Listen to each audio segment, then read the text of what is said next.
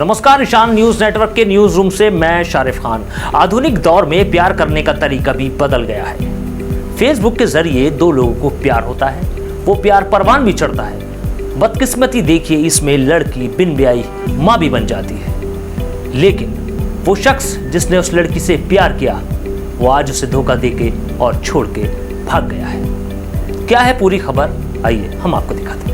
हमारे दर्शकों को बताएं कि एक्चुअल में हुआ क्या था, कहाँ से स्टार्टिंग हुई, कौन है वो और क्या अब आपके ऊपर बीत रही है, प्लीज़। सर, मेरी फ्रेंडशिप रोनाल्ड सॉल से 2018 अक्टूबर में हुई थी, फेसबुक के माध्यम से। वहाँ से हमारी 1-2 हफ्ते बातचीत फेसबुक पे ही होती रही। फिर उसके बाद हमारे व्हाट्सएप के नंबर एक्सचेंज हुए, वहाँ से बातचीत हमारी होती रही। तब रोनाल्ड सॉल ने मुझे शादी का प्रपोज़ल रखा। मुझे उनका प्रपोज़ल ठीक लगा, लेकिन उस दौरान हमारी बातें होती रहती थी। फिर सडनली वो अचानक से मुरादाबाद आए। मुरादाबाद आकर के उन्होंने मुझे बताया नहीं कि वो मुरादाबाद आ रहे हैं, और वो मुरादाबाद आकर के उन्होंने मुझसे मिलने के लिए इंसिस्ट करा। मुझे लगा कि शायद हम शादी के पर्पज़ से ही वो मुझसे मिलना चाहते हैं, मुझे जानना चाहते हैं। तो मैंने भी उन्हें मना नहीं करा मिलने के लिए, और मैं उनसे मिलने के लिए चली गई। फिर जब मैं उनसे मिलने के लिए गई तो उन्होंने मुझे कार में एक कोल्ड ड्रिंक ऑफ़र की। मैंने नॉर्मली वो कोल्ड ड्रिंक पी ली। उस कोल्ड ड्रिंक को पीने के बाद मुझे होश नहीं रहा कि मैं कहाँ हूँ, किस हालत में हूँ, मुझे नहीं पता। उसी दौरान उन्होंने, मुझे नहीं पता कि वो किस पर्पज़ से, किस मोटिव से मुरादाबाद आए थे मुझसे मिलने के लिए, लेकिन उन्होंने मेरे फ़ोटोज़ और वीडियोज़, न्यूड फ़ोटोज़ और वीडियोज़ बनाए उसी दौरान। और जब मुझे होश आया तब मुझे पता चला कि मेरे शरीर के साथ कुछ गलत काम हुए और मेरे शरीर के साथ कुछ छेड़छाड़ हुई है। और तब मैंने उसका विरोध उनसे किया, उससे बहुत लड़ाई करी, उससे बहुत चीखा पुकार हुई। मेरी कार में ही बहुत मारपीट करी मैंने उसके साथ। तो उसने मुझसे बोला, जो काम शादी के बाद होना था वो शादी से पहले करके मैंने कोई गुनाह नहीं करा।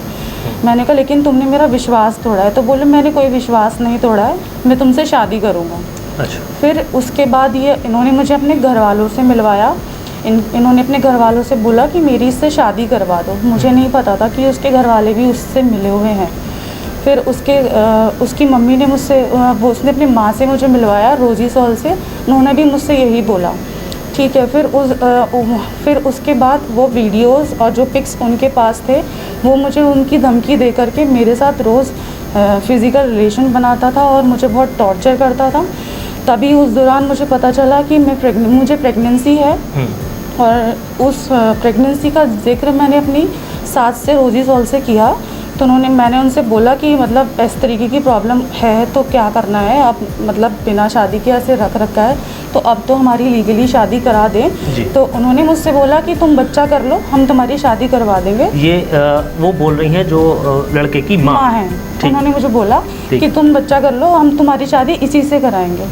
मैंने कहा, मुझे ये चीज़ कुछ समझ में नहीं आई और मैं बहुत कश्मकश में फंस गई कि अब मुझे क्या करना चाहिए। तभी उस दौरान क्या हुआ कि रोनाल्ड सॉल का फ़ोन मेरे हाथ में लगा, और मैंने उसके फ़ोन में कुछ चीज़ें देखी। मैंने उसके फ़ोन में चैट्स वगैरह पढ़ी और लड़कियों की वीडियोस और पिक्स देखी जो बहुत गंदी थी, बहुत ज़्यादा। उन्हें देख करके मैंने उसकी माँ से पूछा, उनकी माँ से इस बात का जिक्र करा कि ये सब इसके फ़ोन में है, ये क्या है। तो उन्हें अपने बेटे की सारी करतूतों के बारे में सब पता था, पहले से ही पता था। और उन्होंने मुझे बोला कि इसके पहले से ही और लड़कियों के साथ संबंध रहे हैं, लेकिन तुम चिंता मत करो, हम तुम्हारी शादी इसी से ही कराएंगे, तुम पहले बच्चा कर लो। मुझे इस बात का बिल्कुल भी आइडिया नहीं था, और मेरा दिमाग यहाँ पे ठनक गया कि आखिर मैटर क्या है इन लोगों के साथ। और मैंने खुद से और कोशिश करी जानने की कि मतलब ऐसा क्या है, कि मुझे कुछ समझ में नहीं आ रहा था। तो मैंने इसके फ़ोन में और जैसे जैसे इसका फ़ोन मुझे मिला, मैंने उसमें और चैट्स पढ़ी। तब मुझे पता चला उन चैट्स के द्वारा कि इसके मेरे से पहले और भी बहुत सारी लड़कियों के साथ फिज़िकल रिलेशंस रह चुके हैं, उनके अबॉर्शन कराए हैं इसने, और ये इन लोगों का धंधा है। दोनों माँ बेटे इसी तरीके के काम करते हैं। और मुझे तब भी ये वाली बात समझ में नहीं आई थी कि मुझे इन लोगों ने अबॉर्शन करने की धमकी क्यों दी थी, अबॉर्शन ना करने की धमकी क्यों दी थी। क्योंकि ये चाहते थे कि मेरे से इनका वंश हो जाए, एक बेटा हो जाए। इन्होंने मुझे धमकी में रखा था कि अबॉर्शन कराने की सोचना भी मत। फिर उसके बाद 2019 में 24 अक्टूबर को मेरी बेटी हुई, वहीं पे काठगोदाम में। इन्हीं लोगों ने सब कुछ कराया था। बेटी होने के बाद फिर रोनाल्ड सॉल ने मुझसे शादी के लिए बिल्कुल मना कर दिया, और उसने मुझे धक्के मार के घर से निकाल दिया।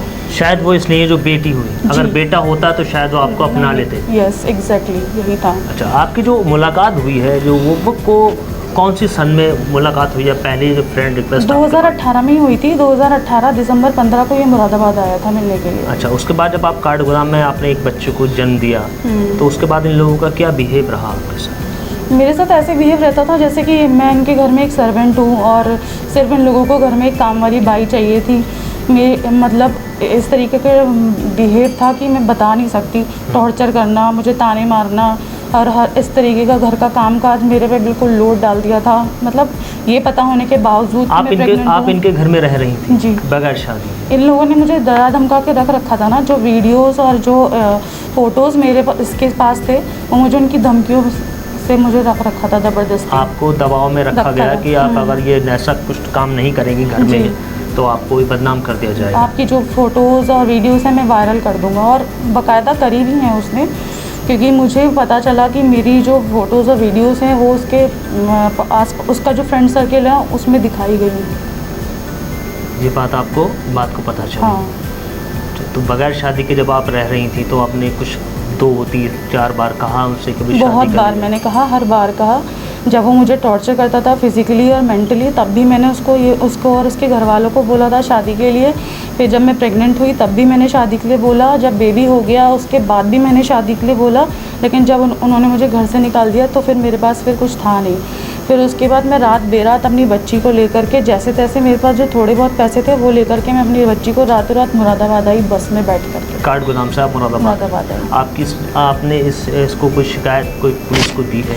नहीं, उसके बाद ऐसा नहीं है कि मैंने एकदम से पुलिस में जाकर के एक्शन ले लिया। मैंने अपने घर वालों से बात करी, अपने घर वालों से बोला कि एक बार इससे अपने स्तर से बात करके देखें। मेरे घर वालों ने इसे अपने स्तर से समझाने की कोशिश करी कि अगर एक बिगड़ता घर अगर बन जाए तो क्या बात है, बैठ करके थोड़ा सा आप झुको, थोड़ा सा हम झुकें, बैठ के बात कर लो, कोई दिक्कत नहीं है। लेकिन रोनाल्ड सॉल का एटीट्यूड तो 7वें आसमान में था। उसने तो मुझसे बोल दिया कि मेरी माँ और मैं किसी के आगे कभी नहीं झुके हैं, तो तू कौन से खेत की मूली है, तुझसे जो उखाड़ा जाए उखाड़ ले। कोई वकील, कोई पुलिस मेरा कुछ नहीं बिगाड़ सकता, जो उखाड़ा जाए उखाड़ ले। ये उस व्यक्ति के लफ्ज़ थे, शब्द हैं। अच्छा, क्या बता के आपको ये बताया गया था कि वो बहुत बड़े कंपनी में काम करता है या बहुत बड़ी प्रॉपर्टी उसके पास है? आखिर में वो निकला क्या था और क्या निकला है? नहीं, वो क्या नाम है इसका, जब मैं ये मुझे काठगोदाम लेके गया था तब इसने खुद अपनी प्रॉपर्टीज़ वगैरह खुद ही ले जा करके दिखाई थी कि ऐसे ऐसे हमारा ये है वो है व्हाटएवर। तो तब मुझे पता चला था। उससे पहले मुझे नहीं पता था कि इसके पास ऐसी कोई प्रॉपर्टी है भी। मुझे सिर्फ इतना पता था कि ये बीटेक किया हुआ है और इसने नोएडा में जॉब करता है। बोला 60,000 अबव मेरी सैलरी है और मैं नोएडा में 5-6 साल से जॉब कर रहा हूँ। अब की स्थिति क्या है? क्या आप चाहती हैं? क्या आपने अब तक कार्रवाई की है? फिर उसके बाद जब ये घर वालों से भी इसने इस तरीके का बिहेव करा, मेरे घर वालों के साथ बहुत मिसबिहेव करा, तब उसके बाद तब जा कर के जब मुझे गुस्सा आया, मेरा खून खौल गया कि मेरे घर वालों के साथ मिसबिहेव करा है, तो तब मैंने फिर FIR मझोला थाने में कराई। वहाँ मेरा केस संजीव राठी ने हैंडल किया था। वहाँ फिर उन लोगों ने मुझे आए दिन थाने जाना और डिस्ट्रिक्ट हॉस्पिटल में मेडिकल कराने के लिए जाना। मुझे आए दिन धक्के खाने के लिए हर रोज़ बुलाया जाता था। मैं जाती भी थी, कोई ऐसी बात नहीं है। जब जब उन्होंने बुलाया मैं गई हूँ। कभी संजीव राठी सर बाहर होते थे तो कभी क्या नाम है उसका हमें बुला लिया जाता था। 5-6 घंटे हम वेट कर रहे हैं, किसी का कुछ अता पता नहीं है। कभी बयान के लिए बुला रहे हैं, कभी कुछ किसी काम के लिए बुला रहे हैं। आए दिन यही लगा रहता था। मैंने अपनी बच्ची के साथ बहुत धक्के खाए। उसके बावजूद इतना कुछ झेलने के बाद मुझे पुलिस की तरफ से कोई सपोर्ट नहीं मिला। अभी तक की पुलिस कार्रवाई से आप संतुष्टि नहीं है। और मैं ये समझती हूँ कि शायद इसका रीज़न ये है कि शायद वो पैसे वाला है और मैं बहुत गरीब हूँ, मुँह मांगी कीमत दे सकता है।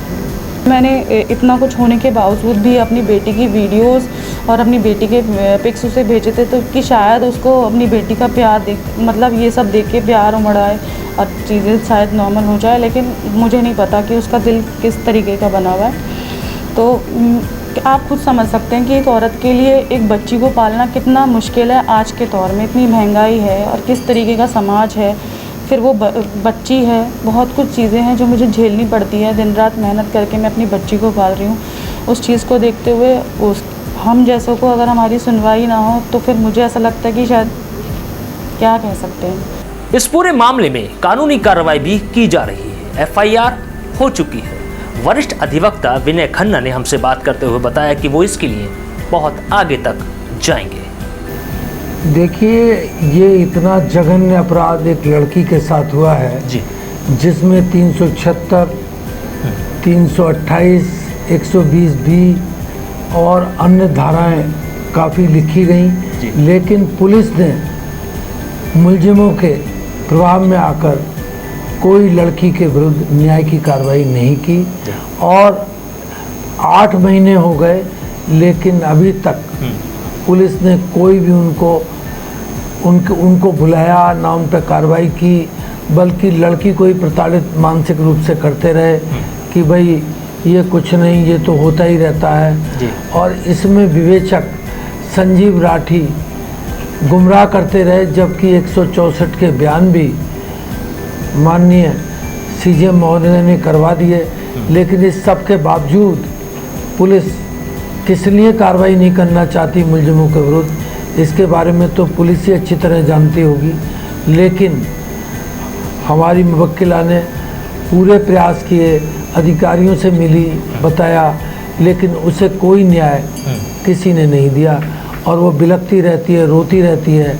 उसके 2 साल की लड़की हो गई, वो भी बिना शादी के इसने धोखा देके करी है। इसके सैकड़ों लड़कियों से संबंध हैं जिनके फ़ोटो आपको भी प्रकाशित मिल जाएंगे और इसने कितने गर्भपात कराए हैं इसके बारे में भी जानकारी अगर विस्तृत हुई तो बहुत से संगीन कांड खुलेंगे। लेकिन पुलिस खामोश बैठी है। अभी तक जो आपने FIR कराई है, जो कार्रवाई है, इसके बाद क्या आपके पास ऑप्शन है, कुछ और भी आप आगे ऊपर तक जाएंगे? देखिए, अगर ये कुछ नहीं करते तो हम तो न्यायालय में एक केस और प्रस्तुत कर रहे हैं जी, कि जो हमने अपराध संख्या 66/21 जी करी है उसमें क्या प्रगति है, प्रगति रिपोर्ट के लिए मांगेंगे, वरना इसके विरुद्ध अगर हमें कहीं उच्च और न्यायालय भी जाना पड़ा तो हम वहाँ भी चले जाएंगे, क्योंकि हम ऐसे मुलजिमों को लड़कियों की ज़िंदगी बर्बाद करने के लिए नहीं छोड़ेंगे जो भोली भाली लड़कियों को अपने प्रेम जाल में फंसाकर उनकी ज़िंदगी तबाह करते रहें और ऐसे ही घूमते रहें। ईशान न्यूज नेटवर्क के मैनेजिंग डायरेक्टर ने जब आरोपी लड़के से बात करने की कोशिश की और उनका पक्ष जानना चाहा तो उन्होंने इस पूरे मामले में बात करने से इनकार कर दिया। हेलो हेलो, हाँ रोनाल्ड जी बोल रहे हैं? हाँ जी, कौन बोल रहे हैं? हाँ Ronald ji, this is Rajul Raj from INN news Moradabad. हाँ जी सर।